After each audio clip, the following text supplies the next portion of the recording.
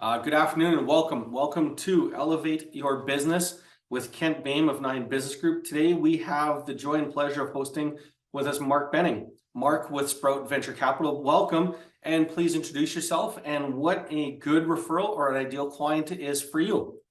Thanks, Kent, and thanks for having me today. For me, a good referral is to a founder of a technology startup company. We typically invest in software companies, B2B software mostly.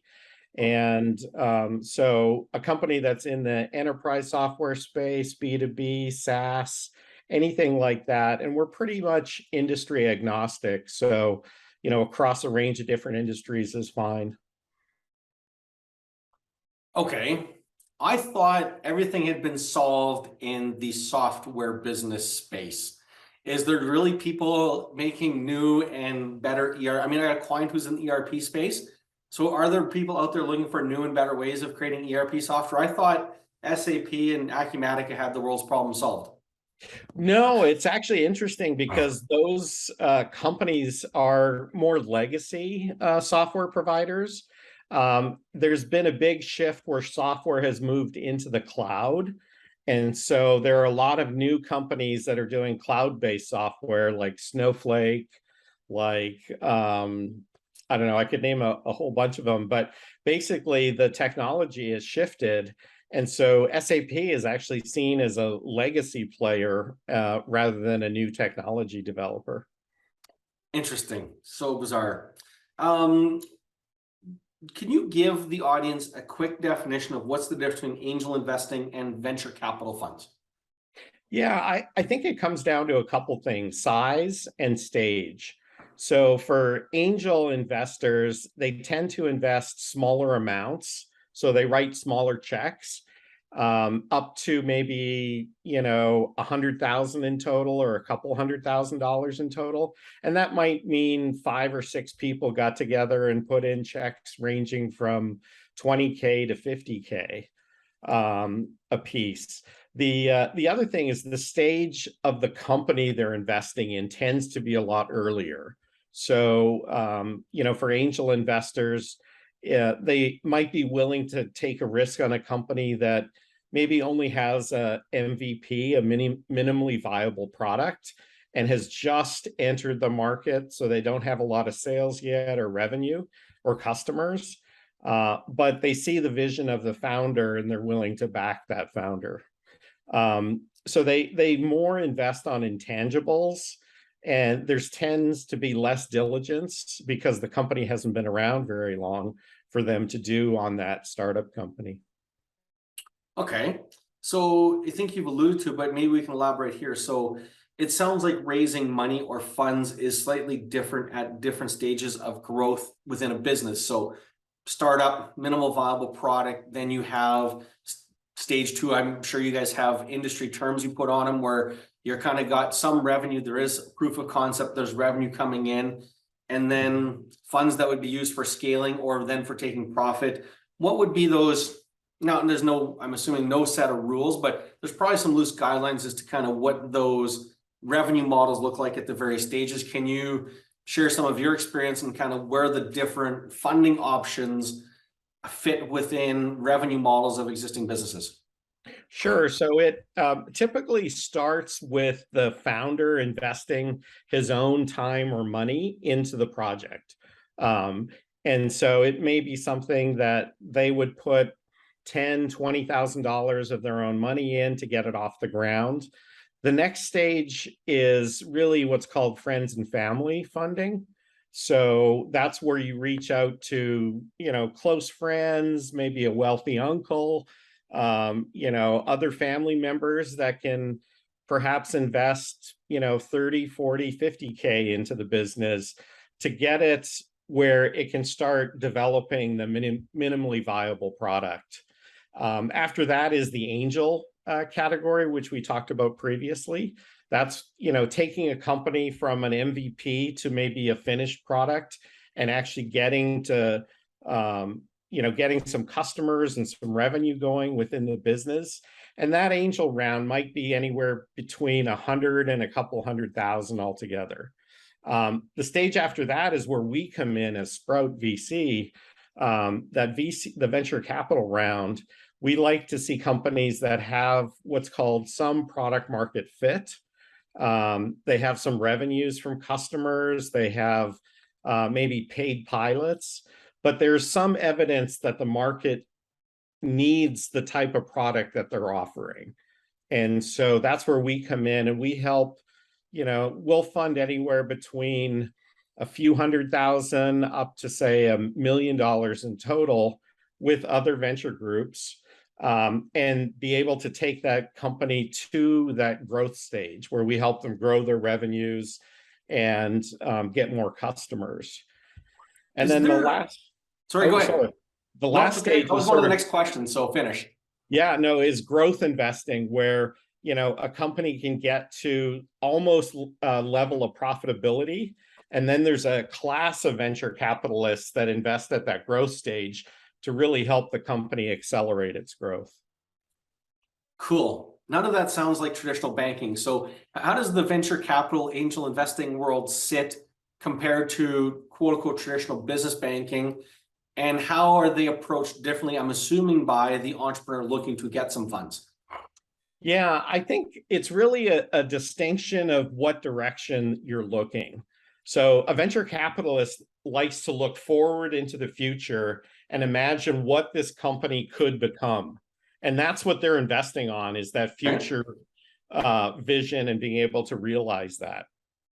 Banks tend to look at the past and they want to see what you've already done. So they want to see that you do have revenue, you do have some assets, you do have a product out in the market, and they tend to base it on those things that you've done, in the past. So 5 years worth of historical financial statements, great for a bank loan, but less attractive on the venture capital side because you guys are more concerned with the vision, the future, what could be versus what has been. All right, that's important to know. Okay. So my pitch deck, if you will, would be very different.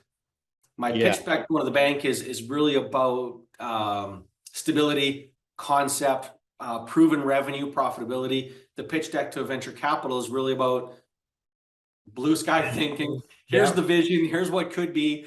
Do you buy into my craziness? Yep. Yeah. Okay. I love it. I think it's fantastic.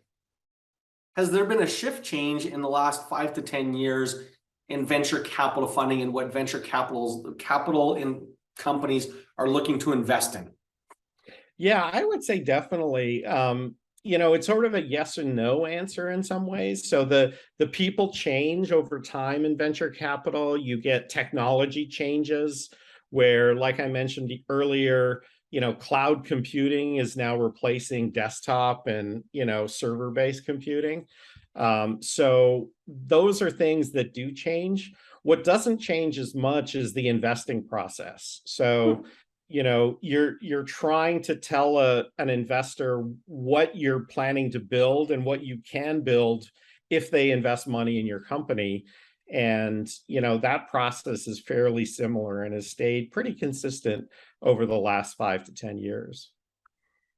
It just feels like as we've had different economic swings, different leaders within the province, was not 10 years ago more oil and gas venture capital opportunities, more labor force, new oil and gas drilling, or was that just my imagination versus now it feels like every time I turn around, we have another group of people, another peer group, another think tank all about tech. So, I mean, I get it's in the media and we're trying to move, Calgary and Canada into the 21st century, but is that also reflective of kind of where the venture capital people wanting to put their money? Or is the old way still good too because it still produces results? Well, that's a really interesting question. When I talk about venture capital, I assume that's technology investing. Okay. Because for me, venture capital is more about kind of technology investing than anything else. It's true, Alberta has been very strong in the oil and gas sector. And I think the shift over the last few years into more technology companies being started and more technology investing is that the realization that the cycle of sort of oil and gas boom and bust is a really challenging one to stay on top of. And, I think the most recent cycle, what happened, we're in a great phase right now, but, 3, 4 years ago, it was a much tougher situation.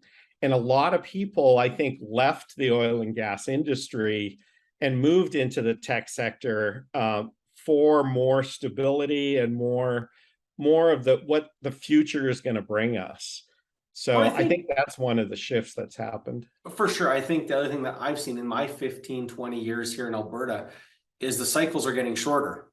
Yeah. So, when I moved here in 98, you would have a 5 to 10 year business plan. You had a reasonable chance of getting through most of the hurdles in that 10-year cycle.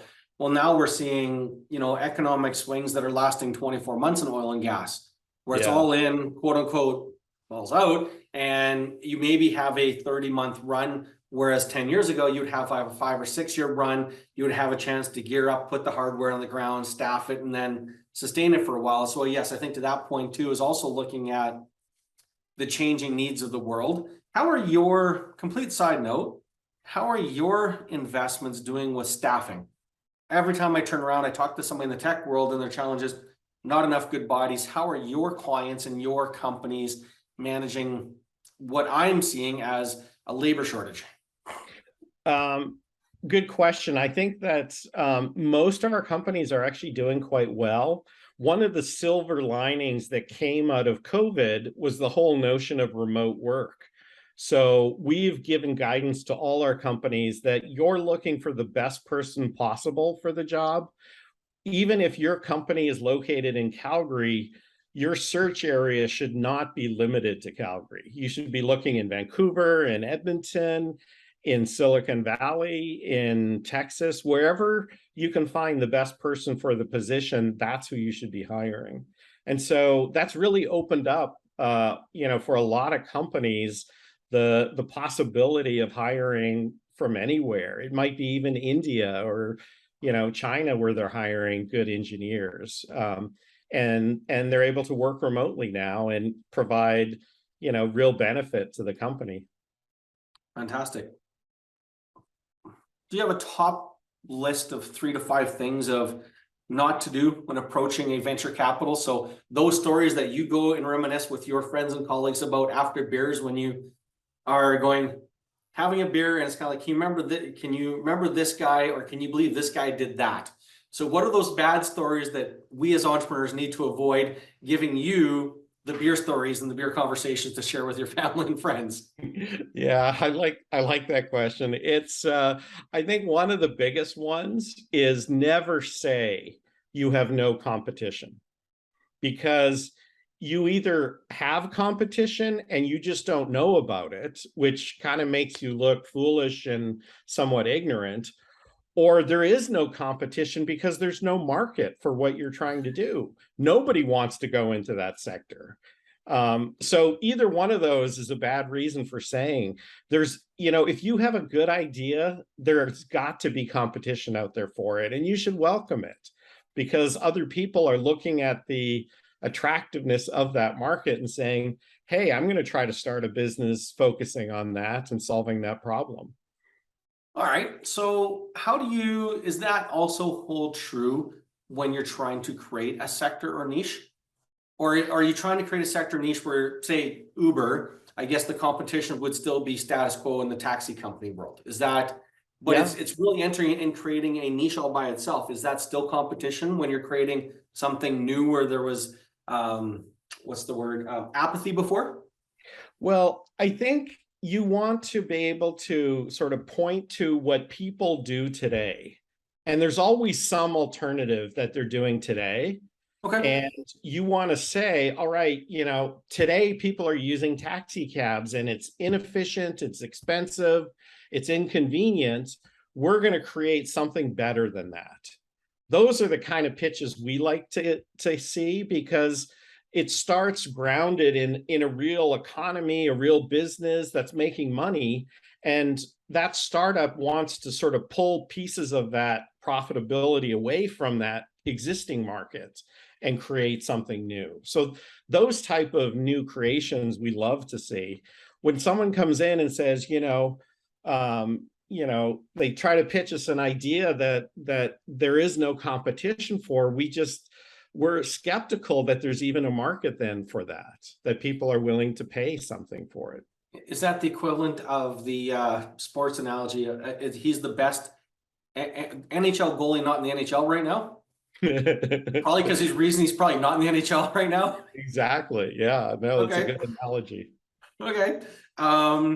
What should an entrepreneur, a business startup do in approaching you? What would be the top 5 things to make sure that's in their pitch deck that they would include in their presentation to not just get your attention, but actually, quote unquote, keep you at the table and keep you engaged?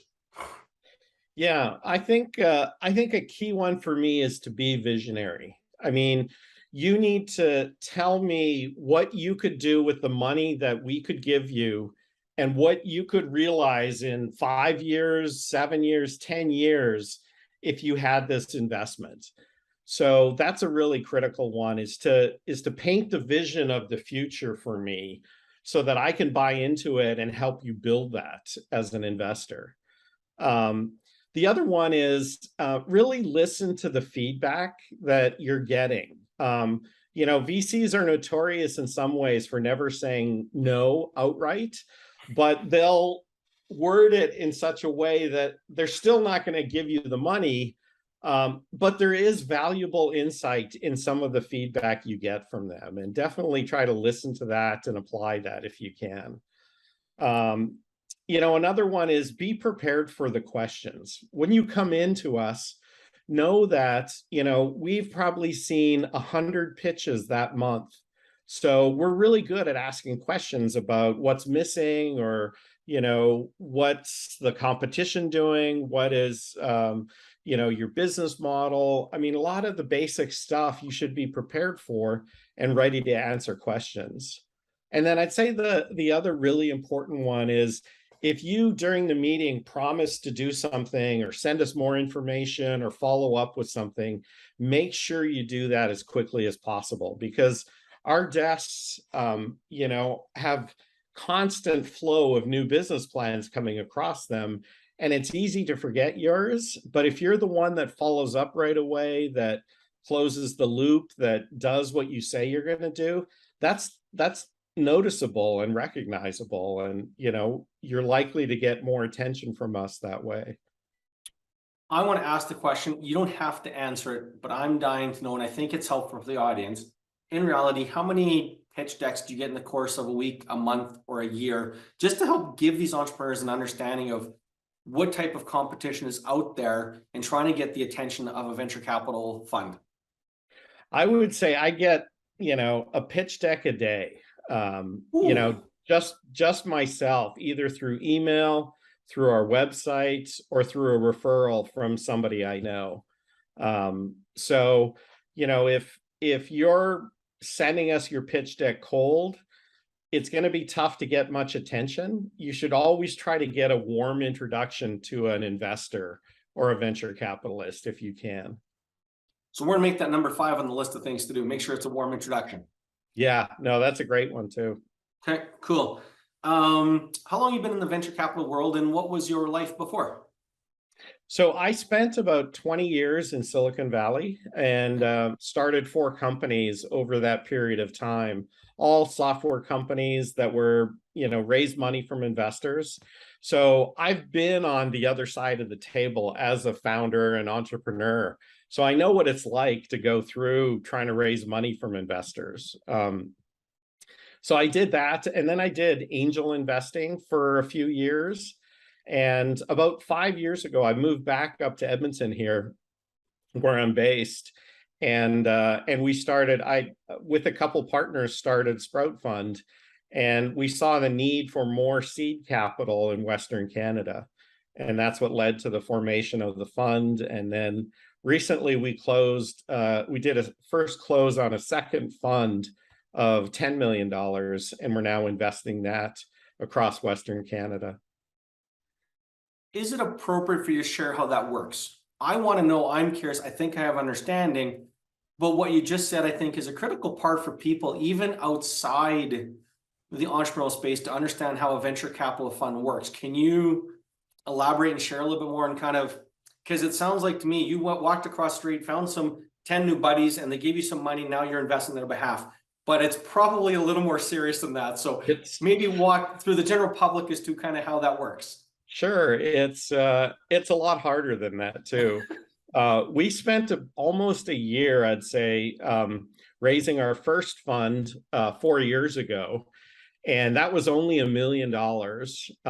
So it was a very small fund, but we contacted probably 500 people who were part of our network, who were, we had to do our own fundraising just like an entrepreneur does fundraising. So we reached out to a bunch of investors, high net worth individuals, some small family offices, and pitched them on our concept for the fund.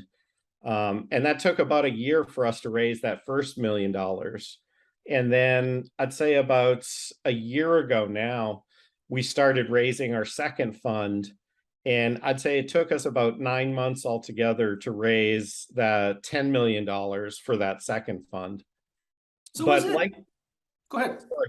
I was just going to say, like an entrepreneur, we have investors in our company too that we are responsible to, and we have to report to and are accountable for. So it's a very similar process.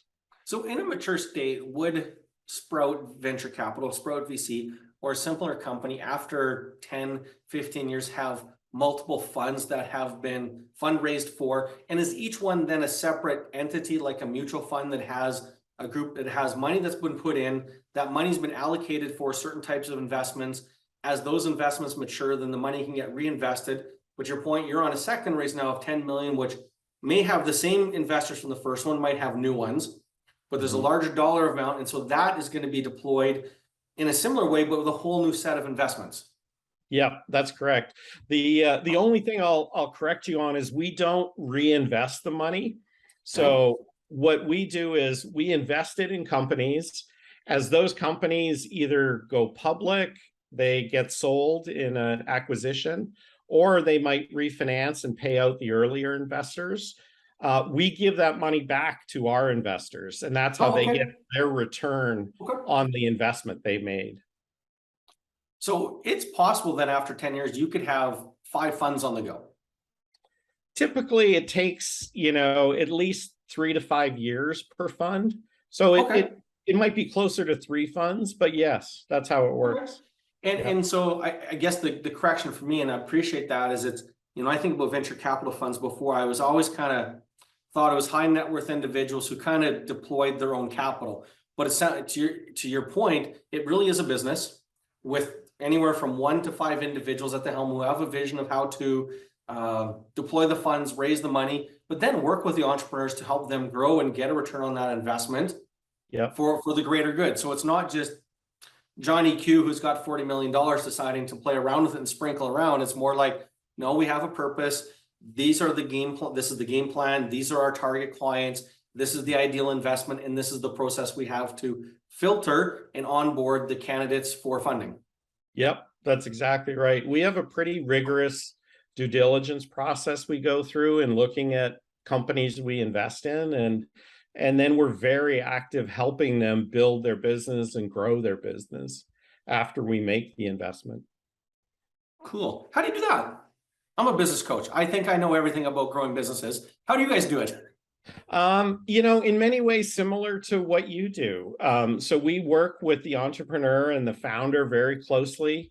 A bunch of companies I meet with on a weekly basis where, it's an hour or a couple hour check-in. How are things going? What are your issues this week? How can I help? Do you want an introduction to somebody in my network that could help you? Is it a funding issue? I can introduce you to other investors for a next round of funding for the company. And, there's a variety of things we help with We advise on sort of how to grow your company, how to get sales, how to do marketing, a lot of different functional areas like that. Excellent. Thank you. What is the biggest challenge you've overcome since starting in business? How did you tackle it? How did you solve it? And what was the outcome today? Yeah, I'll answer that in a more general way. I would say the people issues are the hardest challenges I've faced. People, we're complex human beings, and so we have emotions, we have, sort of various ways, different perspectives, we have different backgrounds, experiences, ways of thinking about things. So my biggest challenges have always been people related, where, the way that I've sort of worked to tackle some of those issues is first to listen carefully to the person and what the problem is or the situation is that needs to be dealt with. And then oftentimes I'll turn it around on them and ask what they think they could do to resolve it. So rather than jumping in myself, I'll, put some of the onus back on them to ask them how they think this could be solved or the situation resolved. And the third thing I've really learned is to deal with issues like that promptly. So don't let it linger, don't let it fester, don't let it become a sort of cancer in the business, but instead, deal with it. And sometimes people aren't right for the position they're in. And it's not only better for the company, but better for that person if they move on to do something else. Neat. Very good. I haven't had that one, but I think it's great. I think it is really strikes home for almost every business I've worked with is just the people issue, because we are complex, and how we fit within an organization and the culture has to align with who we are as human beings for us to truly not just go up and down the ladder, but I think, a good business and the right team will go through the wall for you, as opposed to just up and down the ladder. And I think finding that fit is really key to getting that team to go through the wall for us in the day-to-day operations. What are the 3 challenges that your industry faces in the next 18 and 24 months? Well, I think one of the biggest ones is a number of VCs have pulled back from funding over the last few months with the market downturn. The last 3 days, even in the public markets, have been pretty tough. I think the Dow dropped 1,000 points 3 days ago, and it's been down, ever since then as well. So a number of VCs have pulled back from funding. And what that means is companies, there may be less money out there to invest in companies. So they need to figure out how to do what's called stay default alive, which means, no matter when they're going to raise money next, they can survive to that point without needing extra capital. So that's one of the big ones. I think, I've heard talk and, watched a lot of news, and there's this sort of talk of this looming recession that's coming. And if it does, that's going to slow down the economy. It's going to slow down business. It's going to slow down the acceptance of new products. So that's another potential challenge that, may be out there. And then the third is, I think things have shifted a lot. It used to be, I'd say even a year ago, you could spend your way to growth, which just meant spend more money on sales and marketing and just buy growth. Is that the Amazon model? Yeah, well, a lot of companies, that's the Uber model, for instance, too. And a lot of companies have realized that's not sustainable or going to be successful in this new tighter funding environment. So I just read today, Clearco, one of the really successful Canadian startups, just sold their Irish, UK, and Australian businesses to sort of retrench and just focus on Canada and the US. So, that's an example of, companies realizing they've got to grow smart, not, grow by spending money. I think that's wise advice, no matter what size business or the economy you're in. So 100% agree. One of my favorite questions, and it's fun because I think I've asked it 20 times now, and each 20 times is a slightly different answer. So I'm dying to know yours. What's the definition of a successful business? And I want 2 parts. One is definition of successful business for a company you have invested your fund in, Okay, but then for you personally in Sprout Venture Capital. great. Well, I'd say the first one for a company, it's to become profitable. It used to be you could just grow at all costs. Today, I think the mantra is more how soon until we can become a profitable business. Because once you're profitable, you don't need outside money anymore. You can spend your customers' money to grow over time and get bigger and do it on your own sort of schedule and time. So I think that's the big thing for companies. For Sprout, we care about generating excessive returns for our investors. I Simple. love it. We want to make our investors a ton of money so that in 3 to 5 years, when we come back and are fundraising for Fund 3, they can look at the statement and say, wow, you guys made 5 times our money in Fund 2. Yes, we'll be investing in Fund 3 with you guys. So that's what we look for. That's a pretty good number. So make the push. Are you currently taking on new money to invest? What would be the minimum investment, and what would be the marketing push to say that you hope to get for return on investment in the new fund? Yeah. So I would say, well, our minimum investment is 100,000 in the fund. We do what's called capital calls. So you don't have to give that money up front. Over the next 4 years, we will take 20% up front and then 20% each year for the next 4 years. So that's sort of how we have spaced it out for the investment. And most of our investors have put in between 100,000 and 500,000 altogether. That's the amount they've committed. Okay. What we're looking to do is, at the low end, return 3x the money of our investors. At the high end, somewhere around 5x the money they put in. And, obviously, I don't want to paint the picture that it's, not risky or anything. Venture capital is highly risky. You could lose your money. It may end up being zero at the end of it, but we think we've got a pretty good group of partners. We've got good experience, and we've been pretty successful in Fund 1 so far. So I think Fund 2 could be as successful or more so. Fascinating. My favorite question, what do you want to be known for? So having both been an entrepreneur and now investing in entrepreneurs, what I want to do is help an entrepreneur realize their vision for the future and help create that future. And so I recognize I'm not in a startup mode anymore where I'm the one doing that, but I want to be supportive of those entrepreneurs who have the audacity and guts and vision to go change the world and create the future. Do you have a number of businesses that you want to help do that for? Well, for Fund 2 for Sprout, we want to invest in 30 companies. Okay. And so, the typical math in venture capital is, probably half of those will go to zero. A handful will, return their money back. And it's the sort of probably less than a handful that'll do somewhere between, 30 and 100 times your money. And it's those 2 or 3 sort of outliers that pay for the whole fund altogether.